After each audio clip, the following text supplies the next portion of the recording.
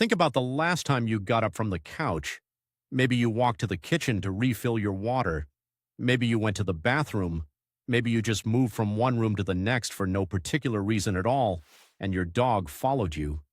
They didn't make a sound. They didn't ask for anything. They just got up, patted after you, and quietly settled nearby, like a shadow that breathes. Most of us smile at that. We call it cute. We say our dogs love us. And that's true in its own way. But that quiet trailing, that effortless presence, that constant low-level awareness of where you are, it's doing something far more specific than affection. This video is about what's actually happening when your dog follows you. Because when you understand it, really understand it, you start to realize that your dog isn't just being sweet, they're telling you something about how they experience the world, about how they feel about you, and in some cases about what they might need that you haven't noticed yet. By the end of this, you'll see your dog's daily trailing in a completely different light. And there's one moment near the end, something most owners have never stopped to think about, that might quietly change how you interpret one of the most ordinary things your dog does every single day. Let's start at the beginning. Dogs were not always the house companions we know today. For tens of thousands of years, before breeds, before dog beds, before names, they lived alongside humans in a way that was mutual and earned. They weren't pets. They were partners. They tracked, warned, warmed, and watched. And the ones who stayed close to people? They survived. The ones who wandered off often didn't. That pull toward the human, that gravitational draw to stay near, got wired in over generations. It's not a quirk. It's the architecture of the species. When your dog follows you from room to room, there's an ancient memory in that behavior. Not conscious, not deliberate, but real. Your home is their world, and you are the center of it. Modern research on dog cognition has confirmed something that dog owners have always felt. Dogs form genuine attachments to their people. Not just routine associations, not just food-motivated habits, actual emotional bonds that mirror, in fascinating ways, the attachment between a human parent and a young child. There's a concept in psychology called secure base behavior. It describes how attached individuals use a trusted figure as a kind of emotional anchor, venturing out to explore, then returning, then venturing again. Children do it, and dogs do it too. When your dog follows you down the hallway, glances back at you during a walk, or stays close when something feels uncertain, they're not being dependent. They're doing something that every securely attached creature does. They're orienting toward their person. You are their anchor. Now here's where it starts to get specific. Not all following is the same. A dog who trails you because they want to play is different from a dog who trails you because the house feels too quiet. A dog who follows out of habit is different from a dog who follows because they've just detected something in your body language that signals change is coming. Dogs read us in ways we rarely appreciate. You've probably heard that dogs can smell fear, but the range of emotional information they can detect through scent is extraordinary. When your cortisol rises, the hormone associated with stress, your scent changes. When your body shifts into anxiety or tension, there are subtle physiological changes: heart rate, skin temperature, micromuscle tension. Your dog notices these, often before you do. So when you're having a hard day and your dog seems to be velcroed to your side, closer than usual, more attentive, not wanting to leave the room, that's not coincidence. That's perception. They can feel the change in you, and they're responding to it. Some dogs do this by pressing their body against yours. Some do it by simply placing themselves in your line of sight and watching your face.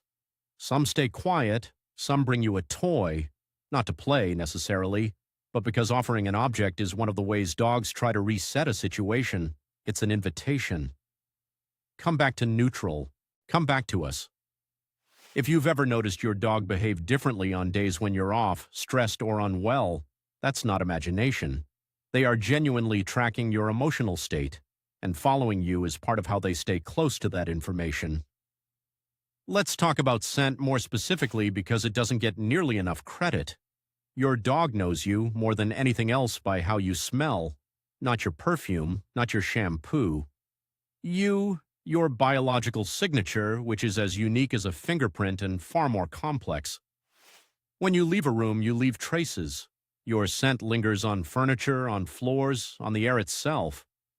This is one reason dogs often settle on your side of the bed or curl up on your worn laundry.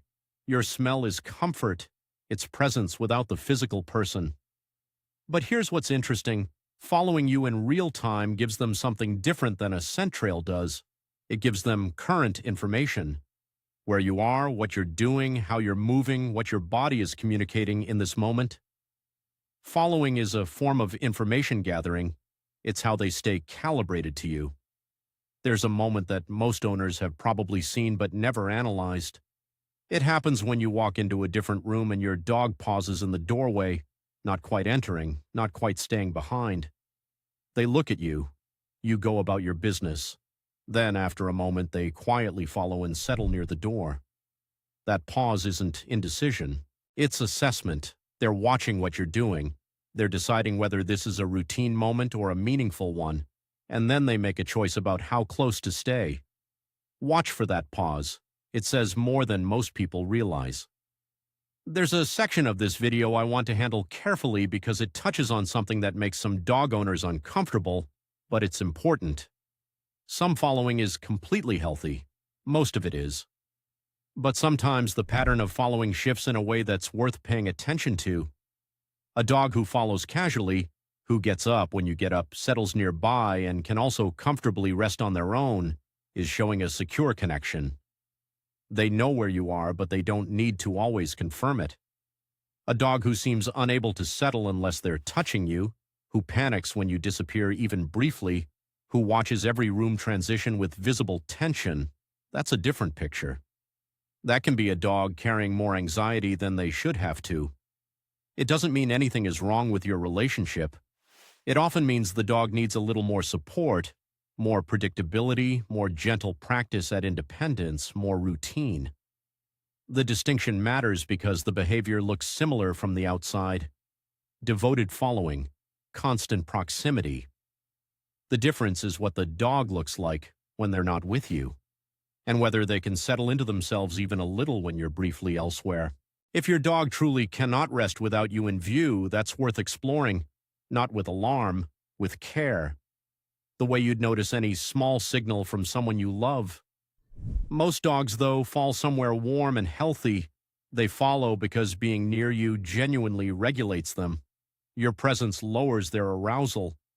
The world feels more navigable when their person is in it. That's not weakness. That's the relationship working exactly as it evolved to work.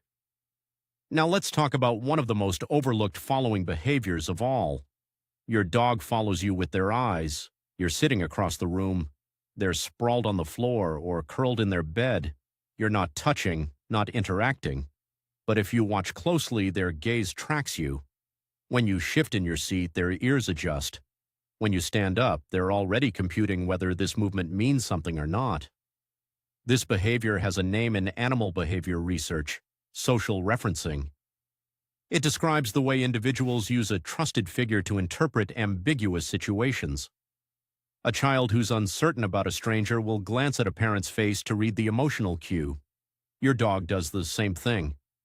Watch your dog the next time something slightly unusual happens in the house. A delivery at the door, an unfamiliar sound, something shifting in the environment. Before they react, many dogs will look at you first. They're asking, "Is this okay? How do I feel about this?" Your calm is information. Your alarm is information. Your indifference to a particular sound tells them that sound isn't worth worrying about. This is why dogs who live with anxious people often carry some of that anxiety themselves, and why dogs who live with calm, consistent owners often reflect that same ease. They're not just imitating.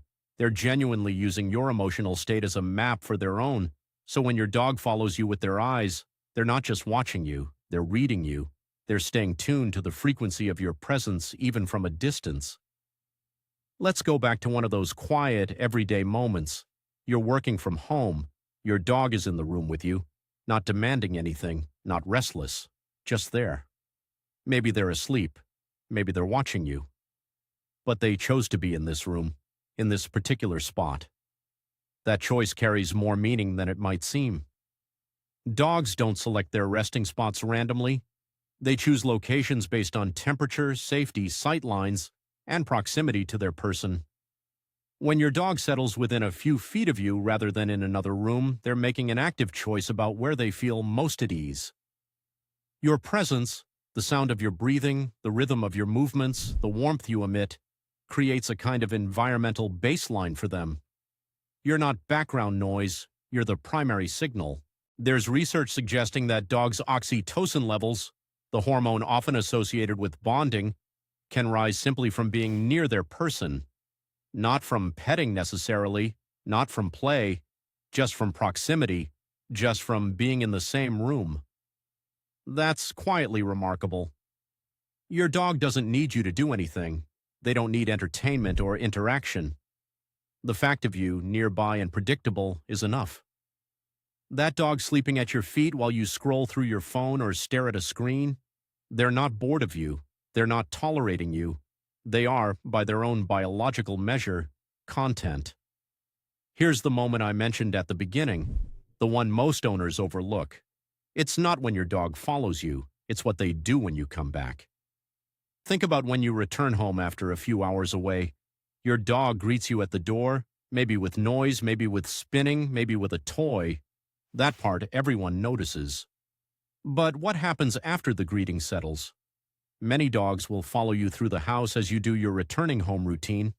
They'll trail you to the bedroom if you change your clothes, to the kitchen if you put things away, to wherever you land first.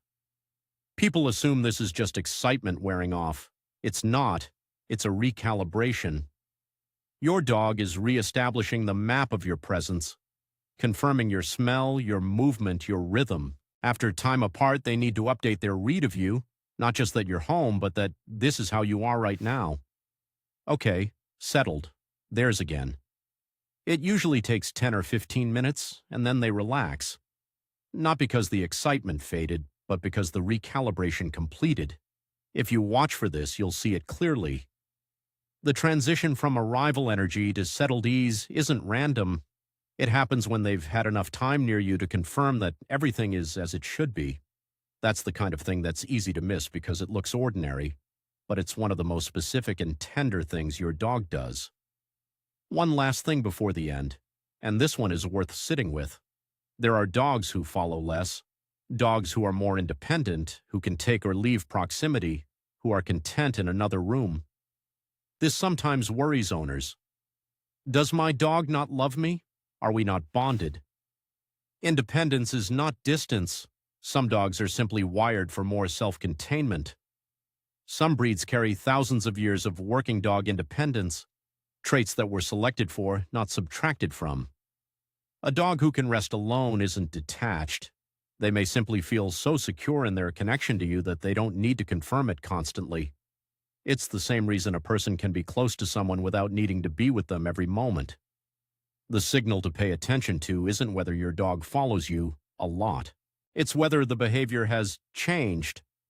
A dog who used to trail you through every room and suddenly no longer does, that's worth a gentle look. Not panic, just awareness.